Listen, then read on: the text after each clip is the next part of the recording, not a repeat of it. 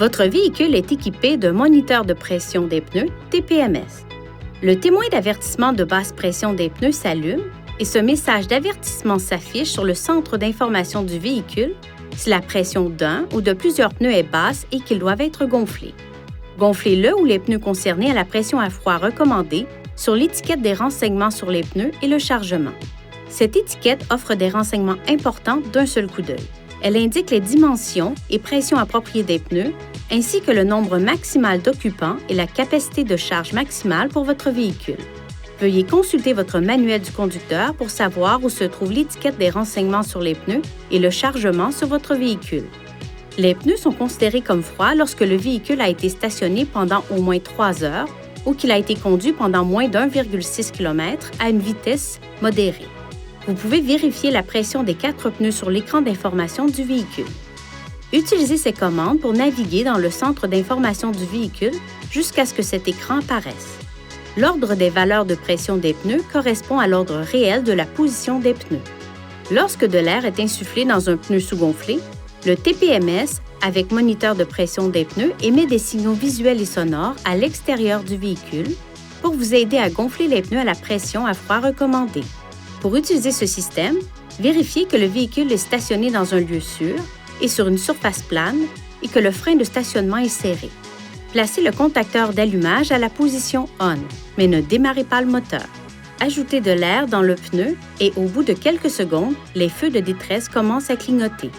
Si les feux de détresse ne clignotent pas dans un délai d'environ 15 secondes après le début du gonflage du pneu, cela signifie que le moniteur de pression des pneus ne fonctionne pas. Une fois la bonne pression des pneus atteinte, le klaxon retentit une fois et les feux de détresse cessent de clignoter. Si le pneu est surgonflé de plus de 4 livres par pouce carré, le klaxon retentit de nouveau et les feux de détresse clignotent 3 fois. Pour corriger la pression, appuyez brièvement sur l'obus de la valve du pneu pour libérer l'excès de pression. Lorsque la pression atteint la pression spécifiée, le klaxon retentit une fois. Une fois la pression des pneus ajustée, conduisez le véhicule à une vitesse supérieure à 25 km/h. L'avertissement et le témoin disparaissent alors. Si le témoin du moniteur de basse pression clignote pendant environ 1 minute, puis reste allumé une fois le contact établi, cela signifie que le TPMS ne fonctionne pas correctement. Il est recommandé de visiter un concessionnaire Infiniti et de faire vérifier le système. La pression des pneus augmente et diminue en fonction de la chaleur due à la conduite du véhicule et de la température ambiante. Une température extérieure basse peut faire baisser la température de l'air à l'intérieur des pneus, ce qui peut se traduire par une pression de gonflage plus basse. Ceci pourrait faire en sorte que le témoin de basse pression de pneus s'allume. Le moniteur de pression des pneus ne détecte pas les chutes soudaines de pression des pneus comme dans le cas d'une crevaison et il ne remplace en aucun cas le bon entretien des pneus. Vérifiez la pression de tous les pneus, y compris le pneu de secours, régulièrement et avant les voyages de longue distance.